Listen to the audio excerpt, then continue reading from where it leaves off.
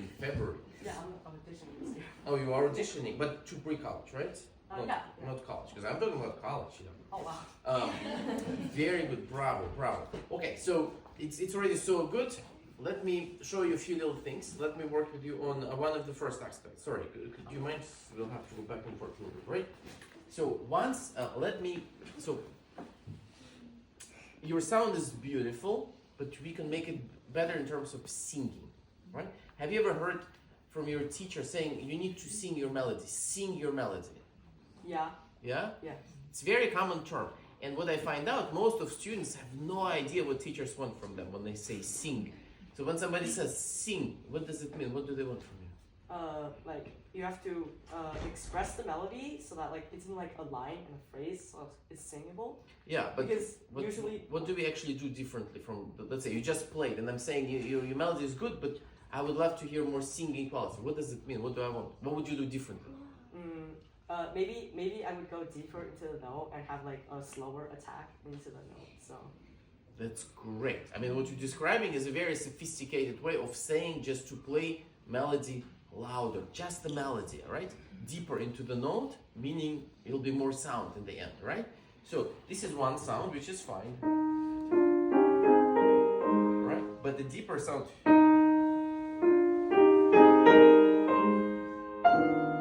right? And what's very important is not all the notes are louder, because then the melody is still going to be a little bit mushed up with everything else. But it's just the melodic note that comes out much more, while the others, right?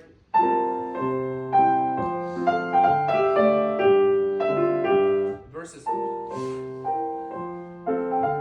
this is fine, it sounds good, nothing's wrong. But the deeper melody creates more singing tone, right? And singing tone creates very different expressivity.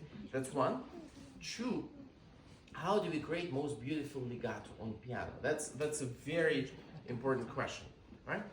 Let me play you, okay, here's the experiment. So please look into the hole, into all these cameras looking at you.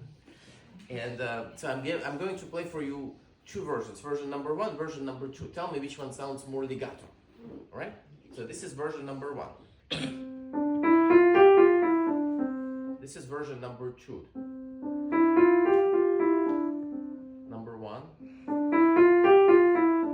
Number two. Which one is more legato? number two. Number two. Does everybody agree? Yes.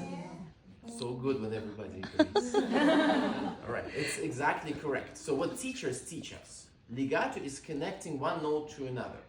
That works on every instrument, it's very true, except for piano. So my version number one, it was literally connecting each note to another, right? First, exactly connecting it to the next note. And that on piano sounds very non-legato, right? So if you want to play it, that doesn't sound legato. Right? What did I do differently in version number two? You held the note so that when you play the next one, you delayed the release a little bit. Exactly. Wow, you have very scientific mind. I'm impressed. You describe it better than anybody ever described it to me. I delayed and then I delayed the release of the note. Exactly. So what happens when we play a note? How is the sound produced? A hammer hits the string, like boom, boom. So when you play, ear hears this boom, it will never think it's a legato. Now, what happens if you hold two notes and you overhold one? Then you release one note. And one sound goes into another without hammer hitting the string. So this technique is basically to fool our ear, to think that sound just flows one into another, right? So this is what I would suggest. A deeper melodic sound from the beginning, and then a little bit overholding.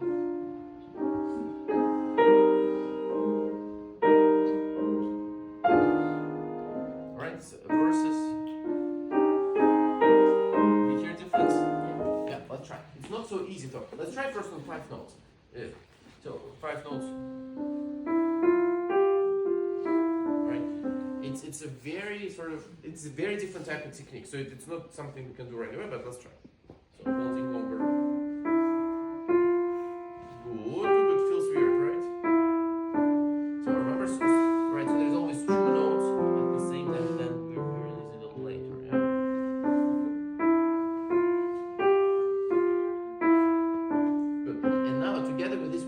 Phrase it. What does it mean, phrase? To go the louder softer with each note, right? Little tiny. So we start.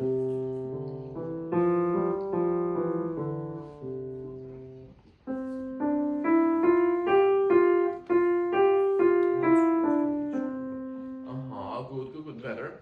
And it's so now this is a very particular Russian technique, right? Two things. A, when we play legato, Russians usually watch on YouTube. Actually, I suggest everybody do it. When you go home, watch any, let's say, Russian pianist, great Russian pianist, like it could be Horowitz, Volodos, Trifonov, anybody you want.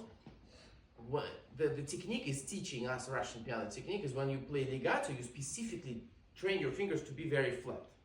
Let's make your fingers flat, right? So these flat fingers, you kind of create habit of releasing them later because they're flat, right? So what I do, super flat, right? And when we play faster notes, we curl fingers. So it's like a habit. If it's curled, the fingers will go faster. If it's flat, it goes much longer over holding it. So let's try.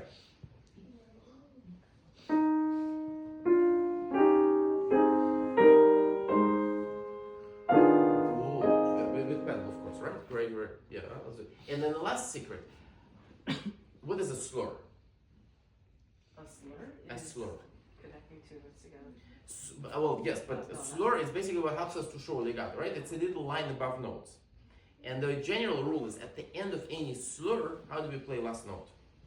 It's softer and shorter. No, not necessarily shorter, but definitely softer, right? So when you do it, so the last note of the slur is going to be a little softer. Same thing here. Now the melody is in the left.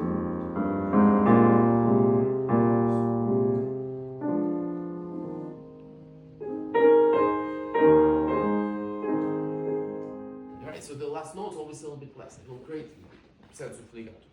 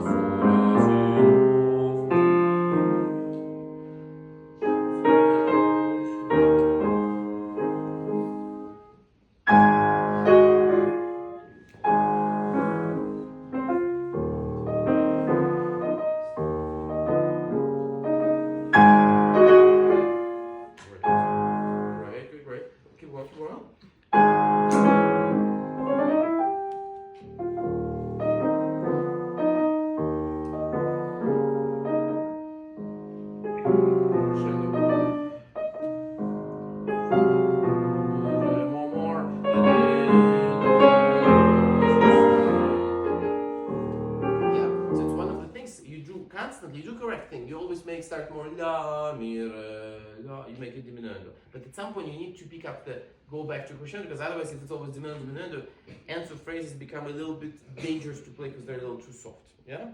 Good. Because we don't have so much time, I'm just going to address one other theme inside of the ballad, which is probably the most difficult theme, right?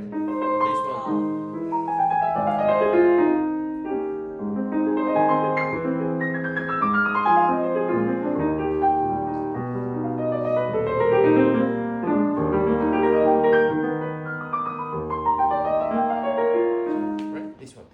Same thing with Chopin. It's very, very rare that Chopin creates something very running, very.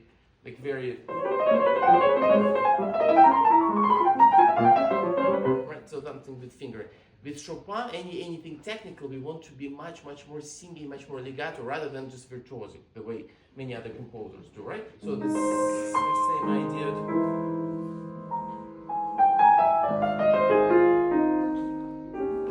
Try it a little bit slower.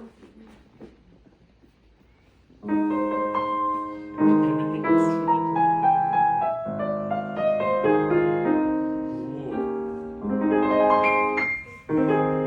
And so what's very, very difficult about this passage is the passage is so long, right? And we should take time playing it, but the timing shouldn't stop. So the left hand kind of needs to come in during this passage, because if you wait until we create actually an extra note. You know what I mean? So there is this kind of rhythm. What is rubato? It's a term that Chopin used. What is rubato? It's like the slowing down and speeding up in like a passage, like that's unwritten. Good. Chopin himself actually once wrote to a student in a letter exactly explaining what rubato was. So Chopin said, and they were talking about nocturne, so there was an accompaniment in the left hand and melody in the right hand. So Chopin said rubato is not just free timing. Rubato is when the left hand stays perfectly even, perfectly. It doesn't change tempo for a second. And the right hand can go faster and slower, but it has to find itself to line up at some point with the left hand, right? And generally, it was a very, very popular way of playing in the beginning of 20th century. We have recordings from great pianists such as Paderewski, for instance, right? Where all the hands not together the entire time. Right now, it would sound ridiculous. Nobody plays like that. But at the time, it was really the technique, right? So when they play...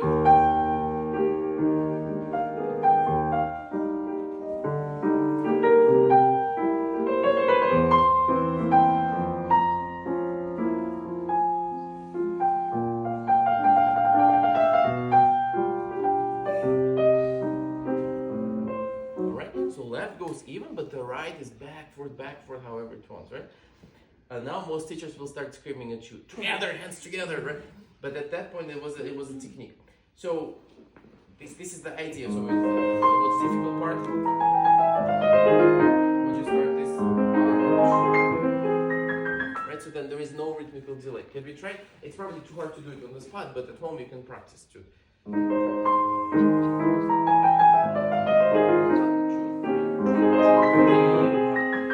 Now your solution was just to go faster with the right hand, but then it feels a little stressed. Yeah, so it's just exactly at the same time as the right hand. You know what I mean? Yeah. Good. And then we have the same thing in the end, but it becomes coda, thematic transformation. What is a thematic transformation? Who knows this word? 7-year-olds, have you ever encountered thematic transformation? Probably not yet, right? It's a term introduced during Romantic times where you take the same theme and the notes are the same, but you change them in a way, you go either much faster, you change the rhythm a little bit, where the theme it's the same theme, but it transforms into a different character. One of the greatest examples of thematic transformation is Liszt's Second Piano Concerto. He takes the same theme and everything grows out of that theme, but the theme transforms so greatly, even though the notes are practically the same, it becomes almost unrecognizable, right? So here it's a little bit similar idea, because this theme that we play in the beginning, it's beautifully singing. It actually slows down a little bit pace, just for that thing to be beautifully sung. But at the end, in the coda, he wants it incredibly fast and brilliant, right? And so what we have to do, we cannot be so singing anymore, right? So when we're at the end, right, first of all, the tempo is like, so it goes. And from here, you need one pedal.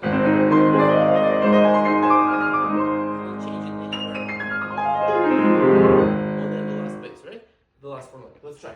First a little bit slower. It's like... From here, one pedal.